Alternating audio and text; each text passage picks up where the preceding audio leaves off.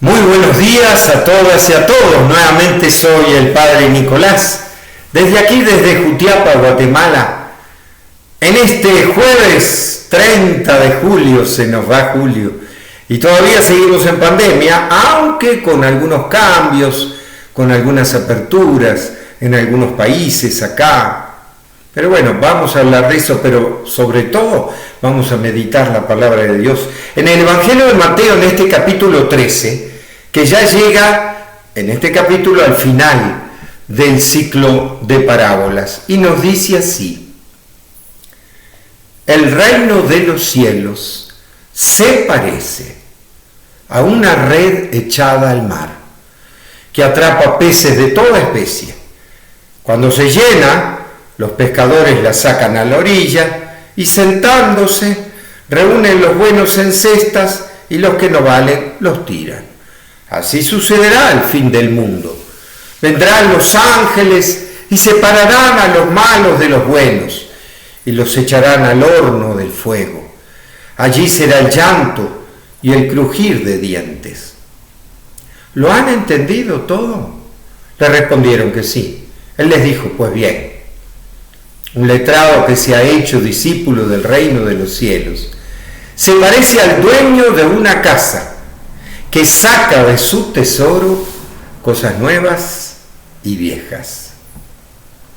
Cuando Jesús terminó estas parábolas, se fue de allí. Esto es palabra de Dios. Te alabamos, Señor. ¿Y qué nos dice esta parábola, este lenguaje, en realidad de las últimas parábolas de este capítulo 13, de esta serie de 10 parábolas, ¿no? Que fíjense que es parecida a el trigo y la cizaña, el bien y el mal, la red. Sin embargo, pone algo distinto. ¿Por qué? Porque ahora no son campesinos a lo que se está refiriendo, sino pescadores. Porque esas eran las realidades que tenía Jesús. Entonces, de las realidades cotidianas, como los pescadores que tenía enfrente, justamente saca de su trabajo esta parábola que tiene un mensaje adentro. ¿Y por qué? Porque el reino de los cielos se parece. Entonces tenemos que ver en este relato en qué se parece el reino. Tratar de sacar. Fíjense, esta parábola nos habla de que los que tiran la red al mar, claro, para tirar una red hay que primero preparar la red, después tirarla bien, estirarla, que esté, después tener paciencia. Fíjense, hay que trabajar el reino, ¿eh? Después tener paciencia, esperar a que entren los peces en la red y después se los lleva a la costa y entonces los buenos se dejan y los malos se tiran, ¿eh? Por supuesto que muchas cosas podemos sacar de esto: la paciencia, la red, lo bueno y lo malo, que en el fondo lo que nos está mostrando es que no nos tenemos que escandalizar por el mal. Tenemos que contar con lo bueno, pero también con lo malo. Peces buenos y peces malos. Ese siempre sale como el trigo y la cizaña. Pero entonces, ¿qué? ¿Lo vamos a sacar todo? No, tranquilo, y dice al fin del mundo. Y uno dice: ¿por qué? Lo mismo que el trigo y la cizaña. ¿Por qué al fin del mundo? Porque en realidad lo que nos está dando es esperanza. Porque ¿saben qué? Podemos vivir muchas injusticias en este mundo. Seguramente las viviremos. Pero Dios lo ve. Dios ve las cosas. Y entonces, en el fondo, Él juzgará. Por eso no nos tiene que hacer perder la paciencia, y mucho menos la esperanza. Porque tenemos que trascender esta vida. Siempre el hablar y el profundizar de Dios tenemos que trascender. Por ejemplo, podemos decir: a ver, esta red es ahora en la pandemia, ¿qué nos dice? Ciertamente que ya van como 4 o 5 meses, por lo menos acá, y que en algunos países está habiendo aperturas,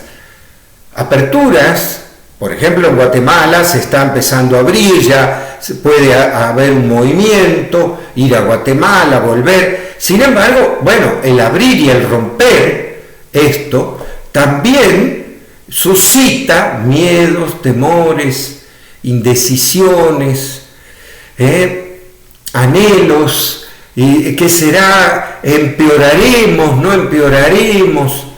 Bueno, son los desafíos del camino. Sacaremos peces buenos y peces malos. Seguro que hubo cosas buenas y cosas malas.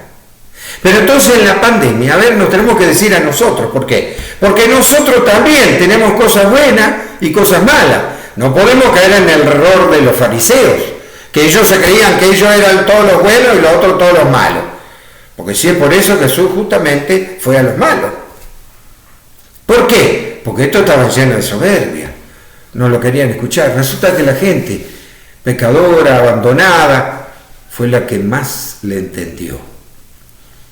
Qué mensaje que nos deja, ¿eh? Entonces en esta pandemia aprendimos, yo creo que sí, yo tengo que decir, yo aprendí muchas cosas, leí varios libros, y no solo, profundicé en mi corazón. Me puse a filmar, por eso le estoy hablando a ustedes, y otras tantas cosas que de a poco se van a ir viendo. Que seguramente ustedes en su cuarentena también les está sucediendo. Entonces es bueno ver eso. No solo el temor, el miedo o esto o lo otro, no, mucho más. El coraje de estar transitando un momento especial. Y eso sí hay que tenerlo presente y claro. Este es un momento especial. Un día se va a acabar. ¿Cómo lo aprovechamos? ¿Cómo lo superamos? Es lo importante. ¿Cómo los indígenas? Yo les tendría que decir. ¿Y por qué? Porque una vez los indígenas, yo estaba con los mayas y tendría en aquella época 43 años más o menos. Y ellos, yo les contaba lo que había vivido en Latinoamérica y en mi pueblo y tantos que pasé por represiones, por guerras, por zonas de guerrillas, zonas muy duras. Y entonces en el pueblo me empezaron a decir los indígenas, no, me dice, lo que pasa es que usted es un anciano. Medio me pegó, 43 años y soy un anciano. Yo le dije, bueno, mire, soy adulto, sí, de joven no soy, pero tanto como un anciano. Pero fui a estudiar quechí y vuelto otra vez, la profesora también quechí me dice, no, lo que pasa es que usted es un anciano. Vuelta a explicarle, mire, tengo 43 años, en fin, estoy maduro, sí, pero tanto como un anciano. Le expliqué todo y al otro día vuelta me dice, lo que pasa es que usted es un anciano. Ya dije, pero acá pasa algo. Fue tanta la insistencia que entonces cuando llegué al pueblo empecé a decir, a ver, ¿me podrían decir quiénes son los ancianos acá? Y me dice, tales ancianos, más cuales. Claro, algunos eran grandes, pero otros eran más jóvenes que yo. Y yo le dije, perdón, pero entonces, ¿cuál es el concepto de ustedes de anciano? Anciano es aquella persona que tuvo en su vida muchos sufrimientos y los pudo superar. Y como los pudieron superar, puede enseñar a otros a superarlos. Por eso es un anciano. No tiene que ver con la edad. Tiene que ver con los sufrimientos que hayamos tenido, fíjense, con la paciencia y la sabiduría que a través del dolor y del sufrimiento hayamos adquirido, que entonces aquellos que no lo hayan sufrido, lo pueden recibir del anciano. Por supuesto que alguno que podía caer o en vicios o en cosas malas, no, porque no lo había podido superar. No había podido tener la paciencia de tirar la red, de recogerla. Fíjese, el anciano. Nuestra cultura tiene como una palabra media despectiva, son los viejos, aunque en mi época se dijo con mucho cariño al viejo, ¿no? Pero de hecho, los jubilados, la gente mayor, siempre se la deja de lado. En cambio, las culturas indígenas no. Cuanto más sabiduría, más importantes son para ellos. Cuanto más ancianos, más sabios. Y entonces, era el grupo, el consejo de ancianos, los que guían a la comunidad. Miren ustedes la valoración. Hoy en día todo tiene que ser lo más joven, se arregla la cara y todo para parecer jóvenes. Y eso para los indígenas no sirve para nada, porque el anciano es el que se valora.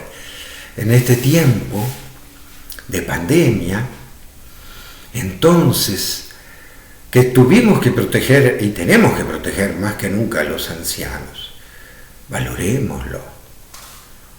Es un gran tesoro, como dice al final esta parábola. ¿Sí entendieron? Bueno, es como un padre de familia que saca de su tesoro, ¿ven? La sabiduría, de su tesoro, cosas nuevas y cosas viejas. Y eso es lo que tenemos que estar llevando en nuestra pandemia, nuestro modo de vivir. Que Dios los bendiga, en el nombre del Padre, del Hijo y del Espíritu Santo.